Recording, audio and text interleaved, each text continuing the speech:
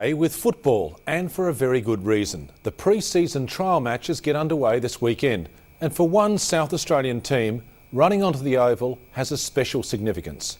For SANFL Premiers Sturt, their match against Port Power this weekend is not only their first game since winning the grand final, it's also the first since the Bali bombings.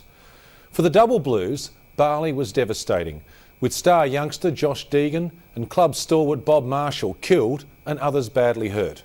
Mike Sexton reports on how the club has coped and grown stronger. It takes courage to be the best, and I think that's what we need. Is we need courage again to be the best. To be the best, people just don't hand things to you on a plate. They're going to come at you, and that's probably the exciting part about this year, is that we just know that everyone's going to be coming full steam at us, and we just got to deal with that and get on with it the best we can. For the first time in a quarter of a century, Sturt Football Club is the hunted rather than the hunter. The Double Blues have started their campaign for another premiership, and the road to West Lakes in September begins in the West Parklands in February. After last year winning the premiership, and I suppose with the benchmark of the comp now, so all the teams are going to probably want to knock us off because we won it last year. So all the boys have been training hard, and hopefully we're fitter and stronger and back it up. The coach wants to raise the bar a little for his team, and so their first trial match on Saturday afternoon is against Port Power at Alberton, pitting the part-timers against full-time professionals. What I'm trying to get out of the game, I'm just trying to, I suppose, expose these boys to what an AFL football looks like, feels like and acts like. So if I can get out of the game, a few of my boys walking away that might have an idea to play AFL football down the track, they might come away with an idea of how hard it is and how big the bodies are and how well they have to prepare themselves.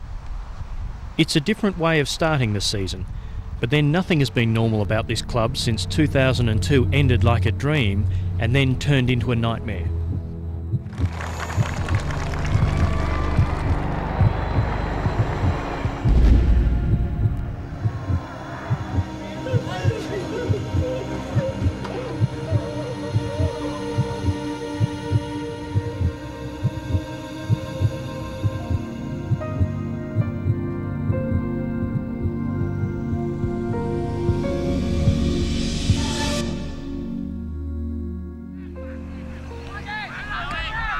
Some players are still carrying physical injuries such as hearing problems.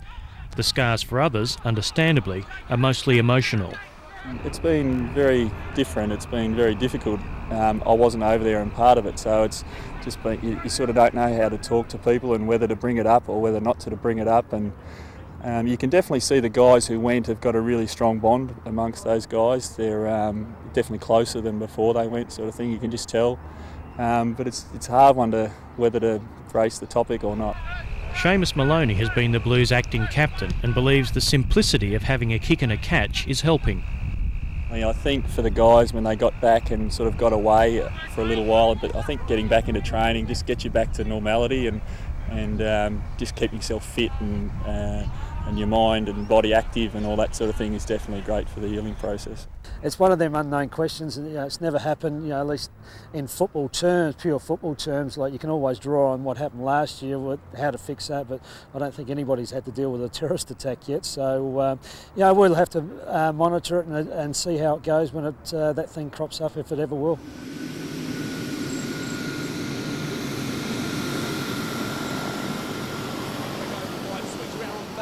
Left foot, Burton in the goal square, gets a chance, and that's a great goal from Julian Burton. The man facing the longest physical healing process is Julian Burton, whose back and arms were badly burnt. Despite weeks in hospital and multiple skin grafts, he's resumed both work and training, setting himself a goal of being ready by mid-season. The full forward has been deliberately low-key, preferring not to make his comeback a public affair, but his presence has inspired his teammates. Oh yeah, Juice is an amazing person. He comes out and he's same old Juicer with his open his mouth all the time, and he's leading from the front, and he's just all the boys.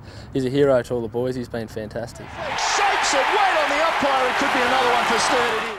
To Wicks. Wicks lines it up and threads it home. The Double Blues by 46. They're home. While Sturt has kept 18 of its grand final 21, it's lost several experienced players to retirement. In response, it's recruited a number of new players, and among them is Nick Deegan, younger brother of Josh Deegan, who was killed in Bali. The other players have just brought him into the fold, and it's a magnificent thing to watch.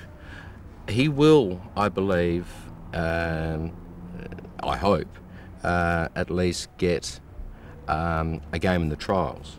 But he knows as well as I do that the bottom line is you've got to earn your stripes.